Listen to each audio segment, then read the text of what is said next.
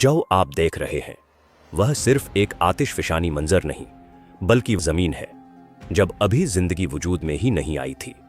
तकरीबन 4.5 अरब साल पहले एक दौर जिसे हिदियन अहद कहा जाता है। हमारी ज़मीन बिल्कुल मुख्तलिफ और नाकाबिल पहचान थी।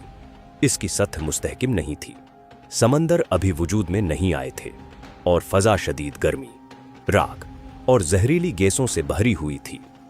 मुसलसल आतिशफशानी सरगर्मी और खला से टकराने वाले अजराम की वजह से ज़मीन हर वक्त तब्दीली के अमल में थी।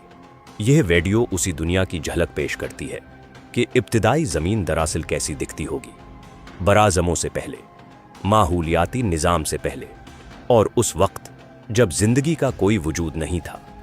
जैसे जैसे ज़मीन आहिस्ता आहिस्ता ठंडी होने लगी, पानी बनना शुरू हुआ, मगर ये अमल भी इंतहाई बेतरतीब था। बारिश गर्म चट्टानों पर गिरती और फौरन बहाव बन जाती।